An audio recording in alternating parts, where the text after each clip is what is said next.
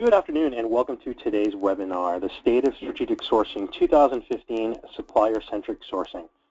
We are very excited to have the opportunity today to present some exclusive findings from our brand new State of Strategic Sourcing Research Report. Today's event will feature two insightful speakers, one from Martin Partners and one from LexisNexis, and we'll promise to help all of you in attendance today gain enhanced control over your sourcing programs and strategies, as well as learn more about the potential dangers and pitfalls inherent in supply risk. My name is Christopher Dwyer, Research Director, VP of Ops here at Ardent Partners. I'll be serving as today's moderator. I've been with Ardent Partners for over 2.5 years and have been an analyst in the procurement industry for nearly a decade. Very, very excited to be here today and moderate today's special event. Before we get to the agenda and additional introductions, some very quick housekeeping items.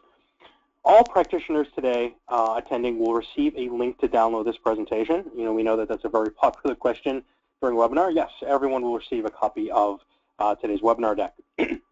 Please submit any questions you may have in the Q&A tab on the control panel. If we don't get to your question during the course of today's webcast, we'll make sure to follow up with you in the coming days and via email. To avoid the distraction of other messages, you may want to view the event in full screen mode by clicking the View menu and making the selection. By hitting the Escape button, that'll pull you out of this view. On the off chance that you experience technical difficulties, operators are standing by. You'll need that 805 number that's on the screen right now and the event ID, which is 146-814-267. If all else fails, please feel free to contact me directly. My name is Chris Dwyer, and I will do my best to help you. So today's agenda is pretty simple. We're going to discuss some current sourcing trends as found by our new research study.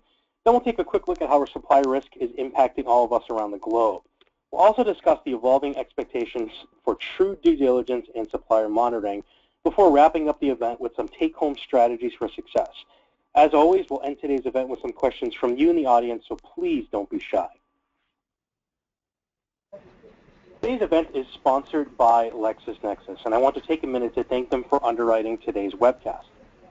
LexisNexis Legal and Professional is a leading global provider of content and technology solutions and enable professionals in legal, corporate, tax, government, academic, and nonprofit organizations to make informed decisions and achieve better business outcomes.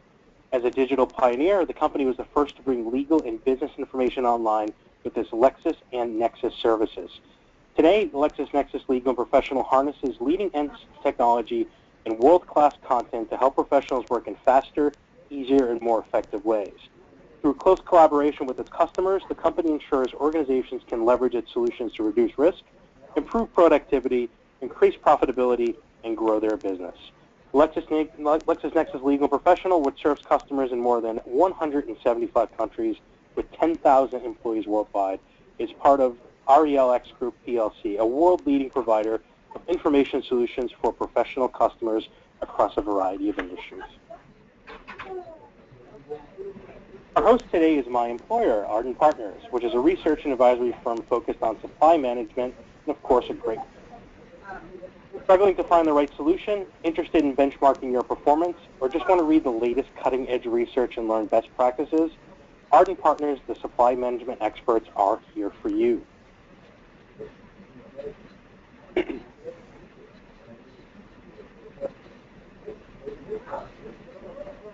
Ardent has a network of sites that publishes timely and insightful articles designed to educate, inform, and entertain its readers.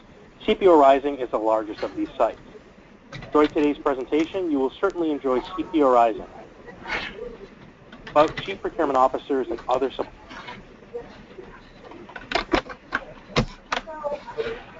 Very excited to announce our inaugural Procurement Executive Symposium, CPO Rising 2016. Scheduled for March 29th and 30th of 2016, the event will prove to be the definitive perfect of 2016. We promise a range of leading research insights, presentations from a globally recognized panel of best-in-class procurement executives, and a day and a half of networking opportunities and the interactive exchange of strategies and innovative concepts. Don't miss out on this event. Early bird pricing is available now through early January. Events.keeprising.com. Make sure to visit today. We look forward to seeing you next year in Boston. Now, a little bit about today's featured speakers. Andrew Bartolini is a globally recognized expert in sourcing, procurement, accounts payable, and supply management. At Ardent Partners, Andrew focuses his research and efforts on helping enterprises develop and execute strategies to achieve operational excellence within their procurement and finance departments. Andrew is also the publisher of CPO Rising, the first independent media site written for and about chief procurement officers and other procurement executives. He has been named a Pro Bono by Supply and Demand Chain Executive 3 times and holds a BA in Economics from the College of the Holy Cross and an MBA in Finance from Indiana University. Andrew, thanks for joining us today. Chris, I'm glad to be here. Sorry we had some background noise, but I think we took care of that. Great, thank you. Also very pleased to introduce Mark Dunn, Entity Due Diligence Segment Leader at LexisNexis.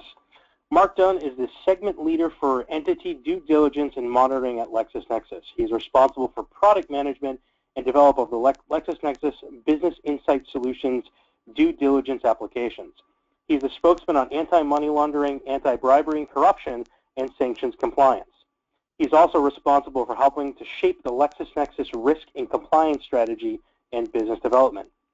Mr. Dunn is a regular speaker at industry events and has written extensively for industry journals. Mark, thanks for joining us today. And with that, Andrew, I think you can take it away. All right. I'm sure Mark is here, probably just on mute. So anyway, yeah, thank you everybody for attending. Good day, and welcome to you. I'm very pleased to talk to you about a topic that I'm very passionate about. Chris talked a little bit about my background, but for the past 16 years, I've either been directly working on strategic sourcing projects or analyzing strategic sourcing technologies or working with organizations to help improve their strategic sourcing processes. At Ardent Partners, we do several large market research studies each year, and I'm very pleased to present some of the key findings from our State of Strategic Sourcing report, right?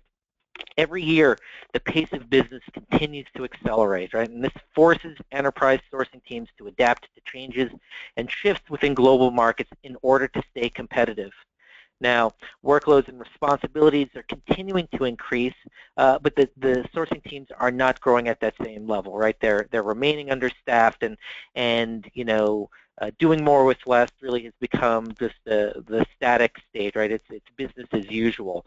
So what does that mean, right? So as a result, this means that collaboration, early engagement, process linkage, and automation have become valuable force multipliers to help extend a sourcing team's impact throughout the enterprise, even as they remain stretched to their limits. Now, today's presentation is based on our annual State of Strategic Sourcing report that examines the pressures and challenges facing sourcing leaders today, as well as the strategies, capabilities, and technologies that they bring to bear. Now, the report also focuses on spend analysis, sourcing, contracts, and supplier management, and that what we're referring to both in our online publications and in this report are the 4 pillars of sourcing success. But today's presentation is going to hone in a little bit more specifically on supplier-centric sourcing and supply risk management more specifically. And for everybody who's attending today, you will receive a copy of the report as well as an added bonus for joining us, and as a thank you. Now, quickly about the research process, I want to put a little context around the data that I'm presenting, just so that is fairly clear, right? So one of the things that Ardent does is we conduct several large market research studies, and Chris and I, we've been doing this type of work for the past decade. Between us, we've conducted more than 200 studies. This is one that we publish annually focused on strategic sourcing, and it's drawn from more than 300 CPOs and other procurement leaders. As part of our research studies, we like to go out and interview the participants in the studies, and so I personally interviewed 16 CPOs to get some context and to add a little color commentary to the research results. From a demographic standpoint, right, what you see here is a very senior audience participating in the survey, right? So almost 70% are at the director level or above. They're predominantly coming from procurement, right? So they've got the right context to answer the questions. Now, the data does tilt towards the large enterprise, right? So enterprises with revenues more than $1 billion. It does tilt towards North America, but does fully, we believe, capture the European market as well. And it's broad-based, right? So drawn from many different industries as well. So let's start to dive into the state of strategic sourcing in 2015 and this year and going forward. CPOs and other sourcing and procurement leaders, they operate within a global business environment that's home to many opportunities, possibilities, challenges, and risks that seem to expand annually, right? I mean, the role of sourcing and what it plays for the average organization has changed very dramatically just in the past few years. Looking back, I'd have to say that the last 25 years have certainly made the world seemingly smaller, distances shorter, suppliers as a result more plentiful at times, right? Timelines tighter, risks higher and wider, and rewards greater, right? And all of this has really shifted the procurement organization and sourcing teams specifically towards the front lines, right? Sourcing really has become that collaboration hub with strategic suppliers, with tactical suppliers, and as organizations have become increasingly reliant upon their supply chains to drive performance, to impact results, to find innovation, and to really help organizations get to that next level of performance. And I mean enterprises, sourcing really is front and center on that. And all organizations from garage startups to multinational corporations, they need to be deliberate and strategic with their sourcing activities to succeed today and tomorrow and in the days and years ahead. And so let's dive in and start looking at what organizations are focused on and what's really driving sourcing activity. And so what we see here, CPOs and procurement organizations are still pressured to find more savings above all others, above all other business pressures right now. This is a pressure that ebbs and flows and is somewhat linked to the business cycle, right? So we're in fairly robust economic times, and so the pressure to find savings has receded.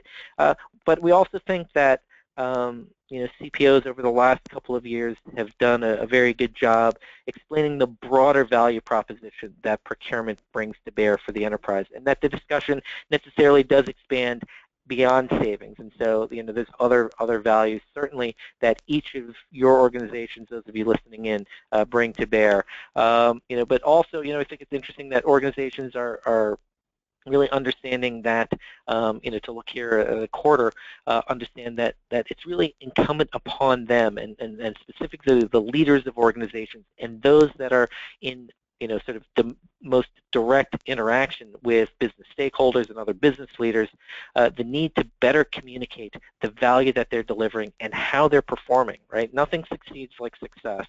And for procurement organizations and sourcing teams that are driving value, you need to find ways to market out and to, use those successes as ways to continue to engage more stakeholders and to engage earlier.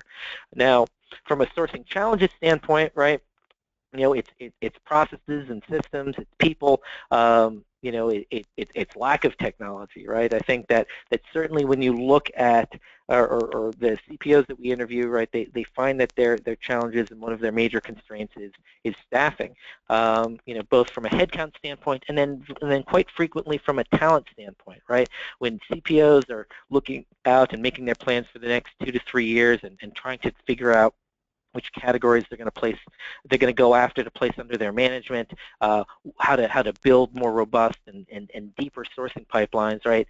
They're not necessarily given a commensurate investment in headcount, and so they're taking on more with the staff that they have, and they've got to find ways to scale it.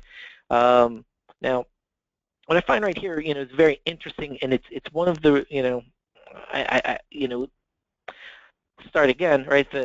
I think it's a very interesting question that we asked here for the first time, and the question posed to CPOs was, as you look out over the next year, over the next couple of years, what are those game-changing things that can get your procurement organization's performance to the next level, right? And so 2 out of 3 CPOs said the key to our future success, the game-changing strategy for our organization would be to get earlier engagement on sourcing opportunities, right?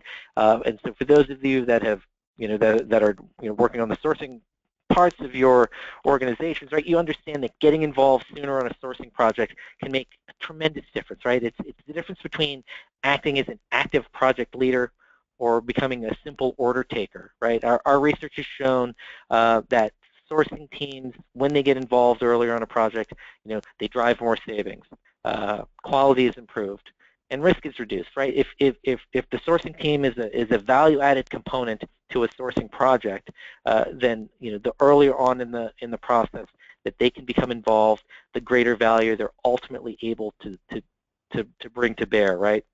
Whether that's helping to rationalize requirements or work with suppliers to better understand what the opportunities are. The opportunities are fantastic, right? And so, earlier engagement on sourcing opportunities, and then right behind them, right, again, looking at, ways to improve technology, ways to get the current staff to be enhanced. Hey, Andrew, question for you. Sure. So we both, obviously, through the research, we know that for many organizations who, even some may have the technology in place, it's usually a struggle to find, the right mix of capabilities and processes for actually making use of that technology. Can you draw a link between that sort of overall challenge and the opportunities ahead for sourcing? Right. So I think it's a good question, right? I mean, I think that, the opportunity or the game-changing strategy isn't simply the introduction of the technology itself, but it's getting the processes right, and then mapping them to the technology, and then having some force behind it to get the solutions adopted, whether it's the sourcing team, whether it's the end users in the organization, if you're looking further down the road at P2P. But, I think that, general recommendations are, and so, my history before, becoming an industry analyst about a decade ago, I worked with a lot of organizations on their technology strategies and on their deployments. Top recommendations are to really streamline and strip down your processes before you begin to map them to the new solutions. By and large, every organization has a very detailed sourcing playbook. The reality is that sourcing professionals, take some liberties when they're working in an offline process. What you want to do to begin to build scale into your organizations is get them into the system and using it, and not have it be an administrative encumbrance, but rather a process enabler, a visibility enabler. So I think that's a great question, Chris. And so let's look at what sourcing teams are, the capabilities that they bring to bear.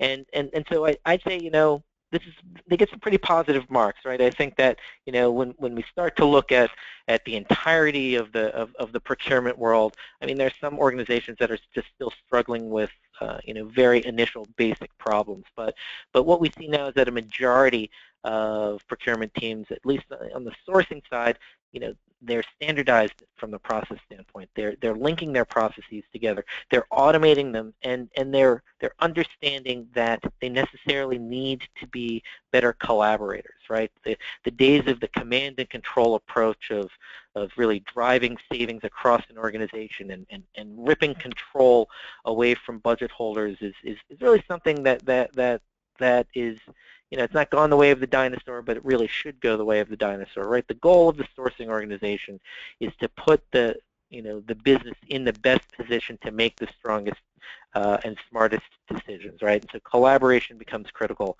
and technology is one of those enablers, right? It provides visibility, it provides opportunities for groups to come together and make smart decisions collectively. Now, while there's some good marks here, I think one of the things to also look at is, opportunities for technology, and what we see here are maybe less positive marks ultimately. From an overall adoption standpoint, we see still tremendous opportunity for organizations to go down the road and begin to transform their organizations through process automation tools, right? If you're if those of you that are listening in today, right, and we're going to look at some of the the impact of these relatively low numbers on overall visibility in the next slide, but so I'll come back to spend analysis. Just looking at sourcing today, right? Sourcing, e-sourcing tools, are extremely robust from a capability standpoint and from an ability to manage negotiations in an offline way. Most of the tools, many of the tools in the market, really can handle most different types of negotiation types, and to do so in a very fluid way, and to bring scale and to bring efficiencies, to bring visibility and to drive price discovery. Very powerful tools with light integration, relatively low startup costs, and absolutely phenomenal leverage, right? The ROIs that, if any of these solutions are well deployed and well adopted, they challenge the ROIs that you see in any other type of enterprise software. So those of you sitting on the fence, anybody listening in today who's having a problem building a business case, I welcome you to reach out. I'd love to spend a little time with you. I'd be happy to spend a little time with you and sort of walk you through the paces of the value proposition of each here. Now, we saw that, again, the entirety of the market is not using automated spend analysis, and so as a result, a lot of organizations don't have great visibility into the spend that they're managing, or into the spend of the enterprise, right? They don't have great visibility into the top pressure, right? A lot of organizations, right? If you think your organizations are pressured to drive savings and you're not really sure how you're doing, right? All of these things sort of undercut the view that procurement could, in fact, that your procurement organization is, in fact, somewhat strategic. And so maybe we haven't heard from Mark yet. Maybe Mark, I'll bring you in and ask you to comment, right? I mean, visibility is so important, right? You're dealing with global customers and looking at sort of the entirety of their supply chains. Any thoughts on the numbers here? Yeah, I mean, this is absolutely fundamental, Andrew, and some of the points you made earlier also play into this area. I think one of the key things is how the role is really collaborating a lot more with other stakeholders in the organization, and also getting more visibility on other parts of the organization. So, for example, whether that be strategy, business development, getting a sense of where the organization themselves are going and developing, just to make sure they're aligned and very close to changing requirements and changing strategies. And we'll talk further about this as we get through the presentation and look at supplier risk in particular. But this is certainly one of the things we've seen, how the roles are becoming much more a key voice within the organization. And also, regularly reviewing their own processes, making sure that they remain relevant and able to align and also scale to changing business requirements. So these are some of the fundamental things we've seen, but as companies are becoming more dynamic and as new markets are opening up and new sources of supply are opening up, it's really a case of keeping pace with that. And to do that, it's very much being in tune with the organization and its requirements. Right, and I think, right, so I mean, visibility, visibility, whether it's technology enabled or not, right, becomes very important when you start to think about, supply chains really expanding more globally. And we're going to talk about, some of the elements of that. But what I want to do is introduce to you now a few of the key benchmarks, right, that we think are the value drivers of sourcing and procurement organizations, right? So spend under management. What we see is a number that continues to increase. Not dramatically each year, but the average procurement organization today manages almost 62% of their total spend, right? So all of their third-party, direct, indirect services spend. Some organizations would include capital expenditures. It's now being managed by a procurement organization. The challenge now is for these organizations to continue to grow that number while also managing the spend they have today better. Savings number, right? So savings, top pressure for procurement organizations. It's not the pressure's not as intense as it was 5 or certainly back during the global financial crisis years, 2008, 2009, 2010. This number is pretty much at a decade low, and I think it's reflective of the active amount of sourcing that we've seen over the past couple of years, right? And so for those of you that are not sourcing very aggressively, you're being left behind by your competitors, right? Nearly half of all addressable spend within a given year, or nearly 48% here, is being sourced competitively. Now we look at compliance. Lots of opportunity here to continue to improve compliance as well. I'm going to show you some supplier benchmarks, and I'll start with the old 80-20 rule of spend and segmentation, and by and large procurement organizations have done a good job there. As we see some of the other benchmarks here, right? So enabled suppliers at nearly 30%, becoming a more important number, and then high-risk suppliers, right? Not something that you necessarily could take home and say this is good or bad, but in the context of your own industries is probably a little bit more relevant. Hey Andrew, a question on enabled suppliers. I think just for the benefit of our audience today, can you tell us a little bit more about what does it really mean to have a true supplier that is enabled, and what's the real long-term value of that? Right. So right. I think it's a great question, right? So when you start to think about the relationships that you have with your suppliers, and particularly your strategic suppliers, if the main conversations that your supplier organizations are having with your company, your enterprise, are between their accounts receivable department and your accounts payable department, have you received our invoice? What's the status? Are we going to get paid? That's not a value-added conversation. And for many organizations, that's where the conversation is happening, right? Enabling suppliers means getting suppliers onto a platform that allows the orders to go across electronically, that allows for invoices to come back and forth electronically. And what it does is it gets the friction of those transactions out of the way, and it allows organizations to then focus on developing better communication, developing better collaboration, and ultimately working more collectively on the goals and objectives of your organization. And so, we've always tracked this number, but we think it has more relevance going forward, and have put this on the radar screens of organizations. Now, from a sourcing metrics standpoint, two things to call out here, or really one thing to call out here is that organizations save more when they source than when they simply just renew with the incumbent, right? I think that's been borne out time and time again. The highlight here is that second number, 8.6%, right? So that's a number that's about 15% higher. So when you utilize e-sourcing, organizations on average get to a higher savings point. Now, savings is not always the target of a sourcing event, but a lot of times it is.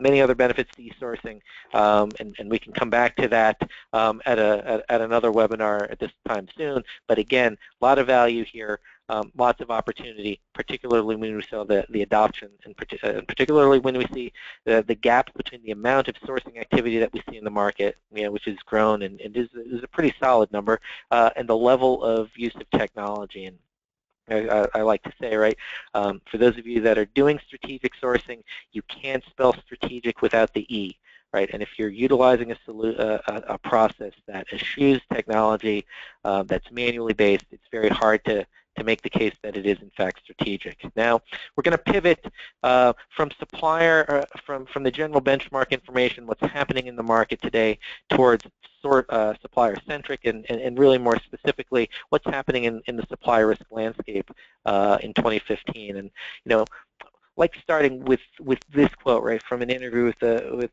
effectively a CPO earlier this year, and I think that this, for me, I think it's a great representation of how procurement organizations think about supply risk, right? It's, what are they focused on? They're trying to get more value. They're trying to influence and become, better collaborators within the organization. And risk is part of the conversation, right? It's not the priority, but it is a priority. And again, some of this is going to be industry specific, but if you take the case, if you buy off on our view that your enterprise is becoming more reliant on its supply chain, then managing performance, understanding risk, and having a plan to manage it or mitigate it, becomes much more important, right? And sort of made the case. I've already sort of spoiled the spoiler here.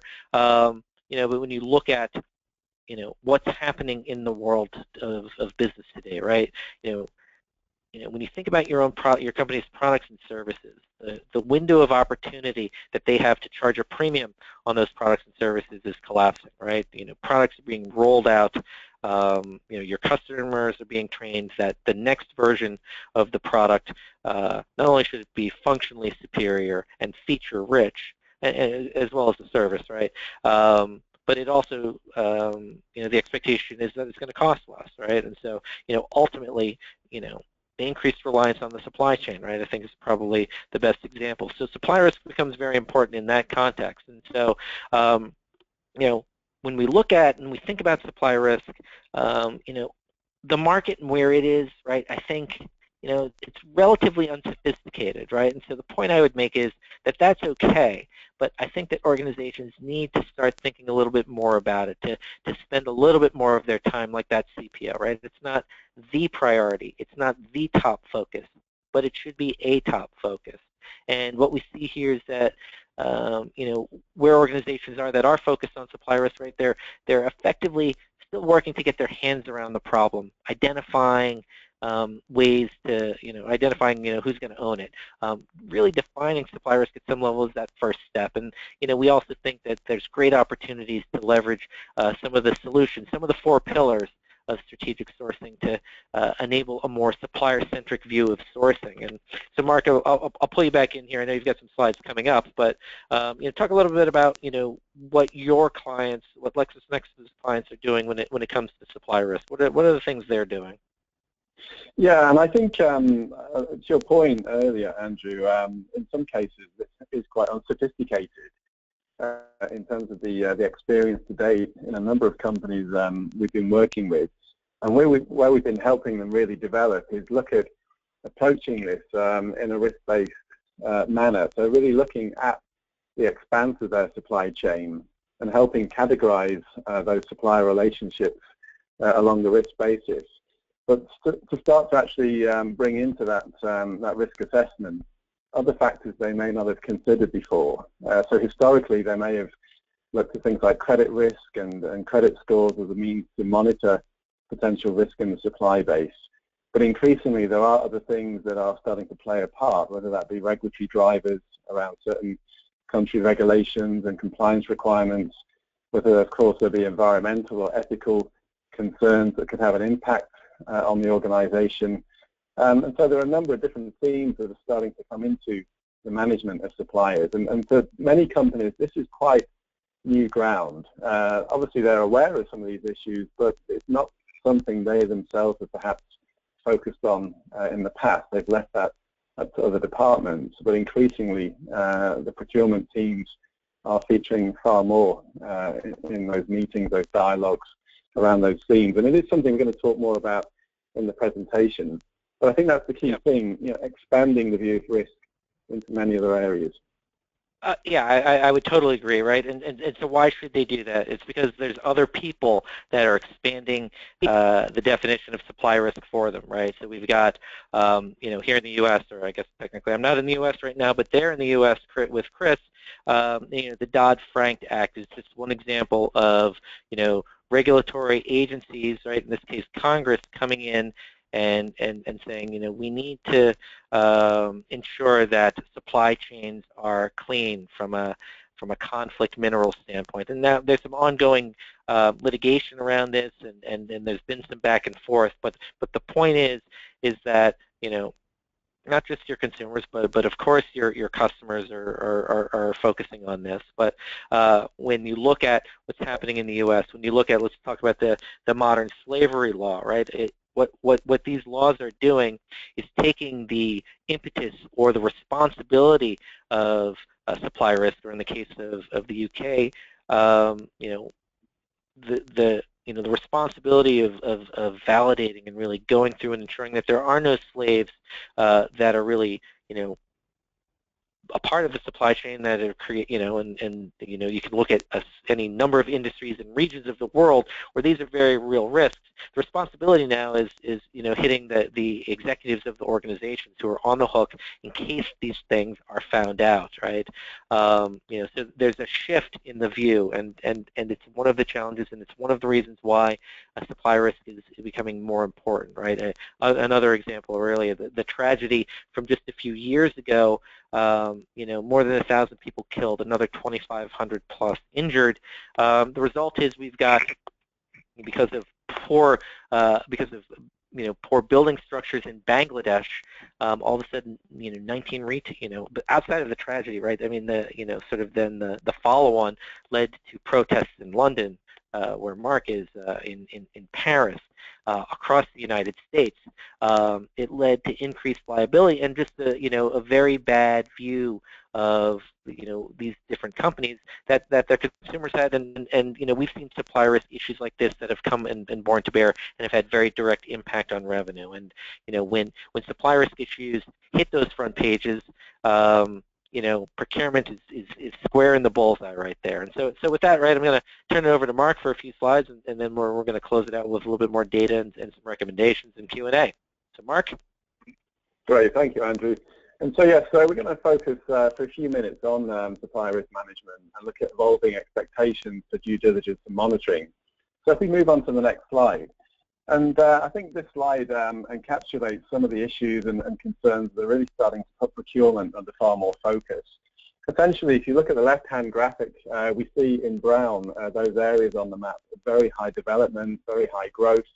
So markets where increasingly suppliers are being sourced, materials, relationships are being forged, third parties being engaged, because those are the markets everybody wants to be in, accessing new consumers, new sources of materials, etc. However, unfortunately, a number of those markets, if we look at the bottom graphic, have got a poor reputation and a high perception of corruption risk and other risks that affect doing business in that country or that region. So ultimately, you end up with key drivers we can see on the right-hand side, where you're having to deal with regulatory pressures and rapidly changing regulatory environments, the financial risks of getting this wrong, whether that be loss of supplier, but also fines, penalties, debarments from contract work, obviously reputational damage, and then equally as important, the impact on your own company's strategy of not mitigating these risks. So if we move on to the next slide, let's talk a little bit about due diligence. And increasingly, there's a great expectation from regulators across the world that you will be on top of your supplier risk management and be conducting much more thorough due diligence. So here we have some examples which focus on anti-bribery and corruption. And corruption risk involving third parties, suppliers, agents, etc., is by far one of the biggest areas of focus. And there have been millions of dollars of fines brought against companies that are not managing their third-party or supplier relationships adequately. And this illustrates some of the expectations regulators have that due diligence is being performed and that companies are on top of any risks in those relationships. But if we move on to the next slide, we can start to see some stats as to the level of enforcement around bribery and corruption. So in the US alone, there's been very proactive enforcement. Regulators tend to conduct industry sweeps and focus on certain industries and then proactively hunt out companies that they believe are not really applying sufficient third-party due diligence and anti-bribery policies and controls. You can see the levels of fines just from last year, 2014, almost $1 billion brought against Alstom, an engineering business. And then also the alleged pending investigation. So this is relentless activity from enforcement agencies. Things are not slowing down. This continues to be a key focus. If we move on to the next slide, outside of the US, again, agencies in other countries are being as proactive. And we're seeing quite an increase in intelligence between agencies. So using mutual legal assistance, agencies are collaborating and sharing intelligence on potential breaches of anti-corruption and other regulations. And often that results in a company facing enforcement in one market and then finding itself facing an action and a penalty in several other markets as national agencies actually take an interest and act on intelligence that's shared across the globe. So if we move on and have a look at some of the other issues that impact companies, and this is obviously one of the fundamental areas of impact. So the reputational damage that's done if there's a perception or an alleged breach of anti-corruption and other potential financial and other risk management processes. So we see a number of cases from the last 18 months or so, and the levels of fines. And also in the boxes at the bottom there, some of the other risks that can occur. Firstly, the regulators themselves looking to set examples, looking to levy penalties that really make a difference and have an impact on an organization. But also on the right-hand side at the bottom there, we can see that organizations such as the World Bank also then debarring companies and actually excluding them from access to government and other contracts. So these things are very serious. It really is much more than managing credit risk and keeping an eye on credit scores. There's much more at stake now in how you manage your supplier and third-party relationships. So let's move on swiftly and have a look at some of the steps that are being taken to mitigate that risk. And with due diligence, there are some fundamental steps companies are taking, and we're helping companies implement these processes. Firstly, to risk assess the supplier base. So to have a look at the relationships, have a look at the different third parties that are being deployed by the organization, and we'll talk more about that in a moment. And then to conduct a health check, so to then conduct due diligence and review those existing relationships. That may lead to the restructuring of some of those relationships, so renewed contracts and different legal protection, or it may indeed lead to the exiting of some of those relationships. And then putting in place an ongoing process to continue to check new relationships and new suppliers that are brought on. And then, more importantly, or as important, the need to monitor and stay very close to those risks. And again, we'll talk more about that in a moment and how firms are tackling that. So here are some of the criteria that are used in a typical risk assessment. So when you're looking at your suppliers, it's not just about spend. Really, you need to think about other factors now, such as country risk, the markets in which they operate, the industries and types of transactions you're conducting, and also the nature of that business opportunity or relationship, and making sure that you're covered contractually and legally from the various risks we've talked about. So that then rolls into the types of information you might gather. Move to the next slide. If you are then starting to conduct more thorough due diligence of your suppliers and third parties. So again, these processes are becoming very prescribed and more efficient as companies start to adopt a much closer management of risk in their supply chain. So here are some typical information you may gather when working with a new supplier or refreshing your due diligence on an existing relationship. So again, fundamental information on the company, but also who is behind the business, the ability for the management team to actually provide the services you require, and their experience and credentials.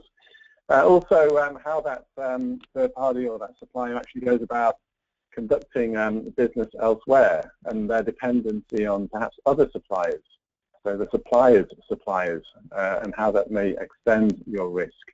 On to the next slide, a few other things then to consider. Again, fundamental things such as financial health, legal proceedings or regulatory investigations. So has the third party or supplier got a poor track record in this area? Is there actually ongoing legislation that you're unaware of? And again, looking at the contractual setup you need to make sure that the type of relationship you have reflects the contract you have in place. And then, as we talked earlier, the supplier's own view of issues such as anti-bribery and corruption and strong ethical policy. Are these things they take seriously and are actually proactive about? So moving to the last slide, if we move on to the next slide, you get a sense of the expanse of supplier risk management now and the various areas which are being monitored. So increasingly we're working with companies who are really staying close to their supply base and proactively monitoring risks such as political, economic, social, technological, legal, and environmental. And we're providing services that are proactively alerting procurement departments, whether that be media monitoring and other services. So they're very close to these risks, and they're not acting on credit scores alone, which in many cases could be 2 weeks or so behind the event itself. So a quick run through there of some of the issues in the market, some of the key themes, but all in all, the main message is this is more important than ever, and staying close to your suppliers, doing your due diligence and managing them in a risk-based way is really key in the market now than it's ever been. Okay, but back to you, Andrew.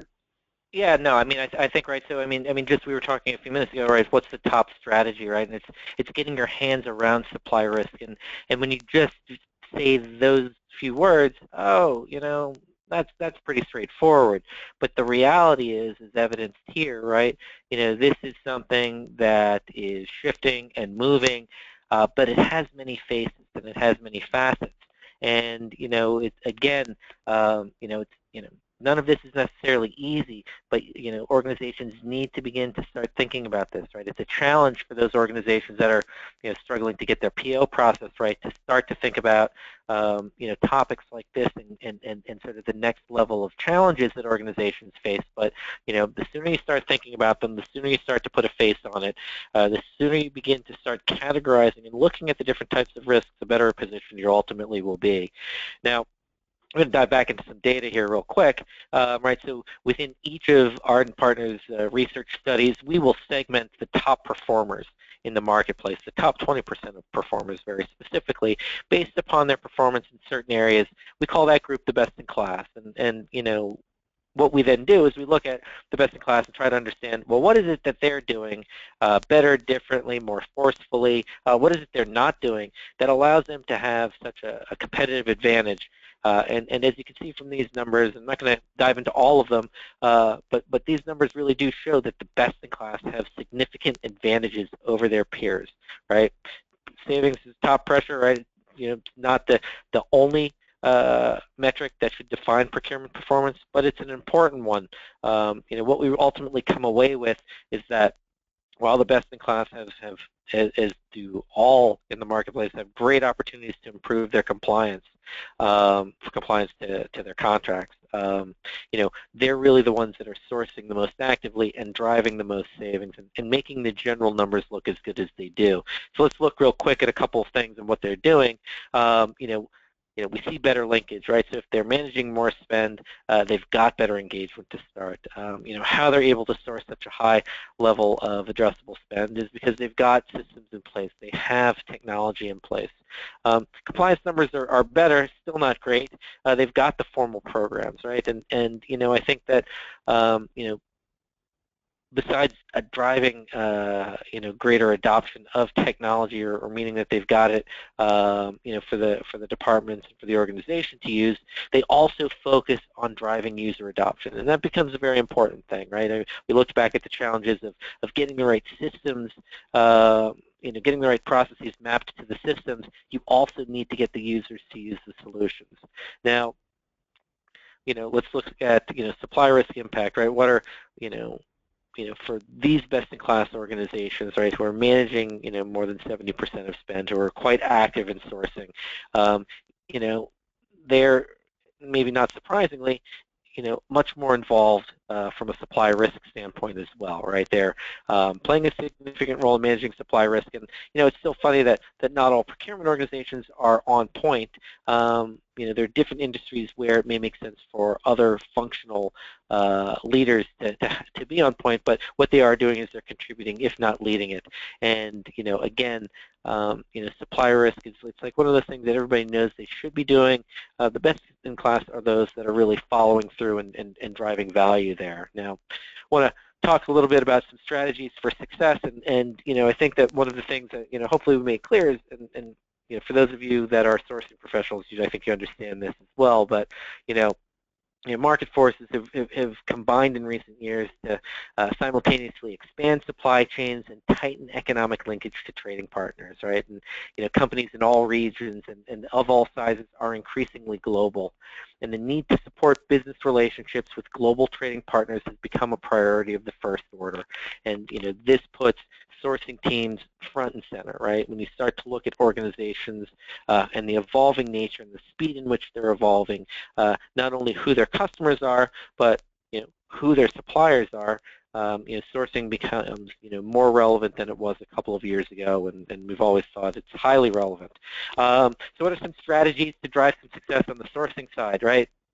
I think if 2/3 of CPOs are telling us that if they can get their teams engaged sooner in the sourcing process, that's the game changer, that's the game-changing strategy, it has to be a recommendation, right? But how does this happen? It doesn't just simply happen organically, right? You've got to go out and you've got to engage with the organization. You've got to embed your staff so that they're building professional relationships, and that it's not these random sourcing people calling you into a conference room and telling them how they're going to wrest control away from the decision-making process. It's got to be much more collaborative, and it's got to be, and it has to be part of a deliberate plan to do so. We saw the less than great numbers on the visibility side, and I say it in almost every presentation that I give, but visibility into spend is the foundational element of best-in-class procurement organizations. Full stop. Supplier management, right? So the report and the report and the supplier-centric view of sourcing, right? The ideas that we're introducing in the report and hopefully carrying through a little bit here today is that we believe the supplier management process really needs to become part and parcel with the larger strategic sourcing programs, and that there are tools in place and that there are methodologies in place that needs to move the view of sourcing beyond the spend, source, contract, but to look at the supplier management piece as well. And then, finally, for sourcing success, right, those organizations that have linked the sourcing sub-process areas, if they've automated and linked, they're far ahead of the rest of the organization from a results standpoint and from an impact standpoint. But, we need organizations to be thinking holistically, right? How do you find the right sourcing opportunities if you don't leverage your spend to do that? How do you ensure that you're capturing the full value of the sourcing negotiation if you're not linking it to contracts, right? And so I'm going to also talk a little bit about some supply risk management recommendations, right? And so, I think, out of the blocks, right, we believe that sourcing teams and procurement organizations should be front and center in the discussion and management and definition of supply risk and the supply risk programs. But while procurement is certainly a key constituent, there are other stakeholders that are or can be impacted by supply risk issues or supply disruptions, and as a result, we would recommend that procurement and sourcing teams begin to develop cross-functional teams to focus on supply risk. We think that there are solutions in the marketplace today that can be leveraged to take that 360-degree view of enterprise-level supply risk. And what does that mean? That means having a much broader-based view. Well, first, it starts with the definition of supply risk, but it's leveraging technology. It's pulling in third-party data sources. It's looking at all of the different elements of your understanding of suppliers, and then beginning to categorize and identifying risk, right? I think that for a lot of organizations, right, you don't want to misunderstand, right? Risk in and of itself is not a bad thing. There are reasons why organizations take on risk, right? When you're doing things that are innovative, you're taking chances, you're making bets. You just want to make sure that the business knows that they're taking those bets and they're not doing it without understanding the trade-offs, the risk-reward trade-offs. I think that, supply risk, right, if the data that Mark showed you told you anything, it's that there's a lot of different components to it, and that supply risk is not a static thing. And as your supply chains change and shift, as your customers change and shift, and as where you're doing business changes and shifts, supply risk programs need to follow in like order. And then finally, right, I think it's very important for organizations to be ready and to go through scenarios. Certainly you can't model every single type of supply risk, But if you go through a few exercises, it gets the team ready for those, in those instances that it does. And so we're coming towards our time, but we did want to open it up and take a few questions. I know that Chris has been fielding those for us. So Chris, I'll pull you back into the conversation. Great, thank you, Andrew. I actually want to say both thanks to you, Andrew, and Mark as well. Very engaging presentations on both sides. I know we've learned a lot today. So as you said, we have a few minutes left, so let's take some questions from the audience. Andrew, maybe a good question for you to kick things off. So the idea of supplier-centric sourcing, can you maybe put some definition around it? I mean, I know we chatted about it, but definitions are a big thing, I think, for our audience, and anything you can do to define it a little bit better, I think, would be fantastic.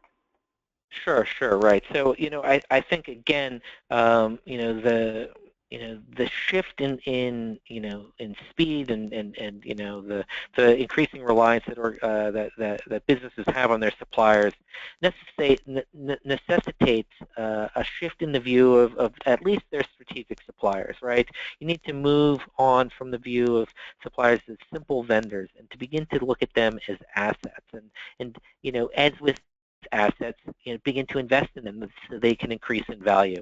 And so those relationships, right, moving from sort of the net sum negotiations to the more collaborative, right, where you're building trust, where you're opening up in your communication, and you're beginning to share your goals and objectives so that they can begin to work on, so that they can gain alignment, right, and that you can begin to sort of leverage, their strengths and ideas, right.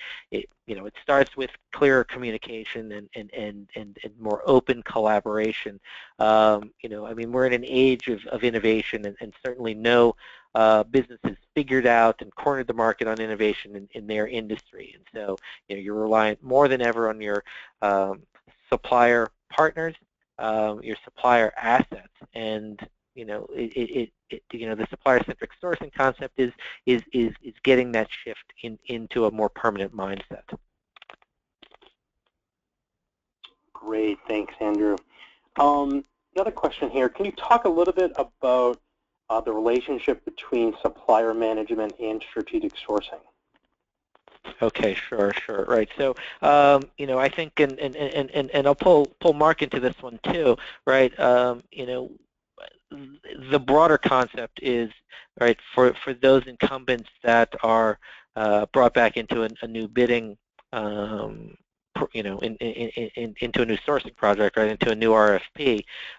You want to make sure that that you understand how they've been performing, right? And it can be hard, right, in large global organizations, right, when the sourcing team, gets the contract executed and, begins to track savings, in broad, globally dispersed organizations, it can be hard to understand how suppliers are actually performing.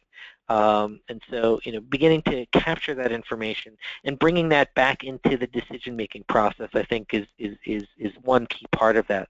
Another key part of that, maybe I'll pull Mark into that, is the risk element, right? When you think of risk in the context of sourcing, Mark, how are organizations approaching that, right? I mean, it has to be part of the consideration. No, absolutely, and as we touched on earlier, it's really getting a much broader picture on what could constitute risk, both looking at the suppliers or the providers themselves, but also the markets in which they operate, the nature of that relationship, and really learning a lot more about the people and the ability for the individuals behind those companies to actually operate and deliver the services that are required. So it is much more around going beyond, as I said a few times, a simple credit check, and looking a lot closer not only at the entity and the company, but also the market in which they operate. And also, to a certain extent, beyond that entity and their own relationships with their own suppliers. So the supplier's supplier. So getting into what's now known as fourth-party risk, where you're going even further in making sure that you've got your bases covered there and you're on top of that. Great. Well, thank you both. I mean, I think we're out of time right now. Thanks to everyone for attending today. Andrew, Mark, thank you guys both so much for spending time with everyone today. I want to thank LexisNexis for sponsoring today's webcast, and thank you all, of course, for attending. Hope everyone has a great day. Goodbye. Thank you.